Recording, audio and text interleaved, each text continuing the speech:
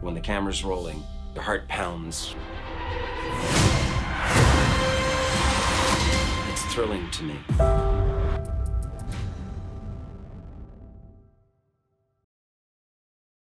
There's kind of an old school, new school rift right now. Just recently, you saw Shaq question Donovan Mitchell on whether he was the number one option to be able to get the team to a finals. You saw what Karl Malone said about Zion having to get in shape and play more minutes. Charles Barkley is always saying some crazy shit. And I think the players are tired of it, you know? So we were the players at one time and we're freshly on the other side now. What do you think about what's going on between this old school, new school shit? Man, this is how I feel.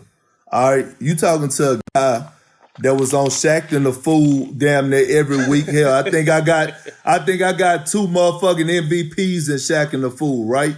But at the end of the day, guess what? My kids still laugh at me about that shit. I don't give a fuck. Even when I was playing, I was not sensitive to that shit, man. You know why? Because when you sign up for the NBA, you sign up for the fortune and the motherfucking fame. Whether it's good or bad, you sign up for the fortune and the fame. And here's the thing that I don't like is like, okay, sometimes you may not agree with Charles is saying, and sometimes you may not agree with Shaq said, but at the end of the day, bro, I was making, the most I ever made was $10 million a year. I'd be damned if I gave a fuck what somebody had to say with me about me. I was still going to bed with the AC on 60 and the fan blowing in my face. I just don't understand how now, like, why are these guys so sensitive to motherfuckers talking about basketball? That's why I knew, hey, look, a motherfucker knew not to bless me as a franchise player and give me $120 million and a $200 million shoe contract. Man, I wouldn't give a damn what a motherfucker was saying about me. Like, it's basketball, man. You signed up for this shit. But on the flip side, I'm looking at it and I'm like addressing the Donovan Mitchell situation, right? With Shaq. People were so quick to jump on Shaq. But I looked at the whole interview and Shaq started off saying, "You're one of my favorite players." And when he started off saying that, I said, okay. And then he asked him, he said, "I feel like you can't get it done or you're not the one to get them over the top." And I said it on purpose. To me, that was just challenging him to see what was his go. I said the same thing. What was going to be his fucking response? Because y'all know as how we roll, we would have been like, Shaq, man, shit, watch. We gonna show your motherfucking ass. Watch what we do. We get back in the lab and we gonna prove a motherfucker wrong. I think he was just trying to challenge Donovan to the point of saying, nah, I'm gonna elevate and show you. That's all Shaq was doing.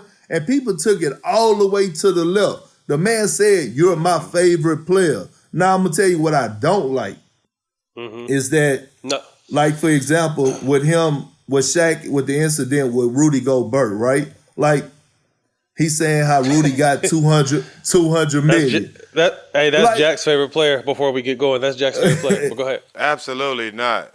Look, well, he's not mine either. But he did I think he made the All NBA. He did qualify for the Supermax.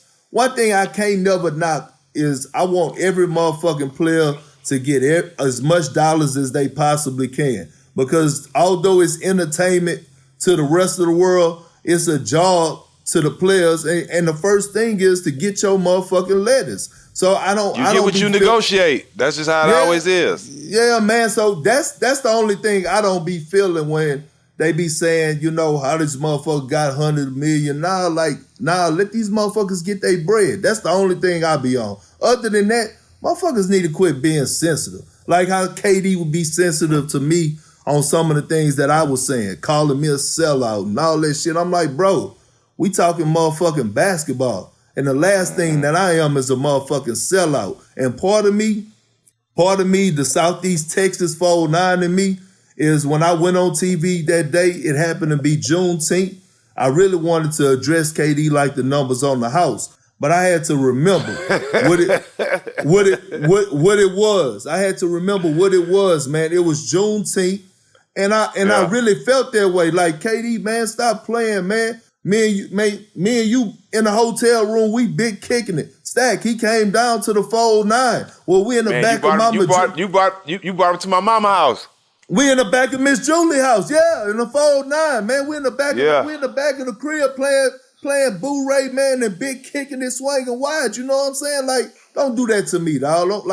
Don't do that to me. So then it's like the other issue, you know, where he thought I was disrespecting him by saying that Russell Westbrook was the greatest of all time far as the greatest Thunder. Now, this is what I was trying to explain to KD.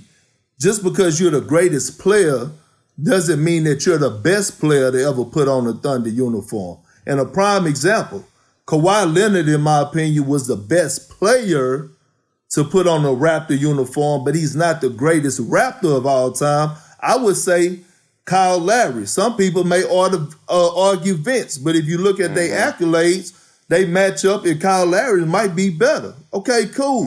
KD, you left that door open when you chose to go to Golden State. You took the praise when you won with Golden State. You got to be able to take the heat when you left OKC. They don't love you like they love Russ, and a lot of people agree to that. Russ leads that team in every statistical category. And when I said it on that day, I was actually saying it because Russ was returning back to OKC, and I said, look, roll the red carpet out for him. He's the greatest Thunder of all time, in my opinion. He stood there, he embraced the moment, and he capitalized on it. I hear where you're coming from, but at the same time, I've also heard as a retired player some real bullshit said from people. So my whole thing is Karl Malone. What Karl Malone said was some bullshit. Karl Malone said some bullshit. I didn't hear the full Karl Malone interview, but the little snippet I heard, it was some bullshit to me. So I'm all for, to me, the back and forth now because the players have the platform too. Obviously, keep in mind, we have to understand, just like you said, we signed up for this, but still at the same time, the way I look at it is we're men first and foremost, you know what I mean? So I don't take well to just straight disrespect, and I feel like sometimes some of the even our OGs have disrespected some of the players. So if you want to get something off your chest, like Draymond and Chuck had to get that shit off their chest. And now they're great. Like now they say they're great friends. Like from what I've heard from the TNT talk. You know what I mean? But I hear like they have a real bond on the show type shit. Like there's a good energy is what I meant to say. So I mean, to me, get that shit off your chest because I kind of think it'll always be there. Some of it is jealousy from the older players because of what they did. These kids are getting paid so much money. I mean, to all due respect, I'm with Rudy Gobert getting $200 or getting paid, but he shouldn't have been the first big man. I just wouldn't give it to him, Matt.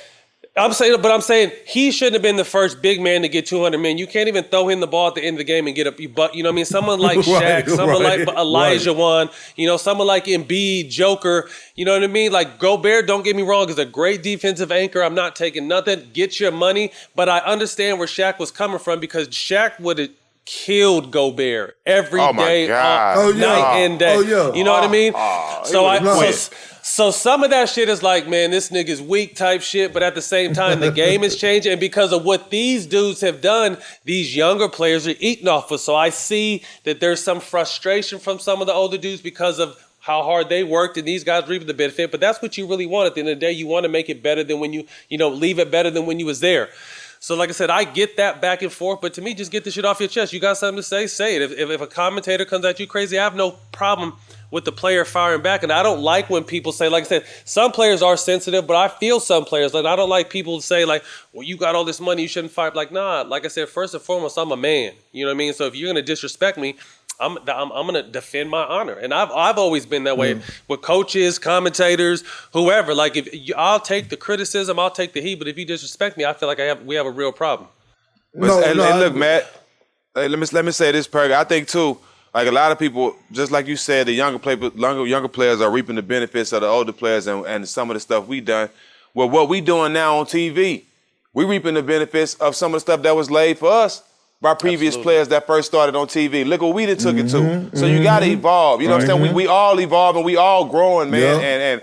And like you saying, Matt, one thing about our show that separates us, we're able to have our guests on here disagree, but respect stays. Right. The respect remains there at all times. And I think, I think the older guys, especially guys older than us, it's a way to relate things without sounding like hating. But 9 out of 10 times, the way they coming across, it just sound like hating to me.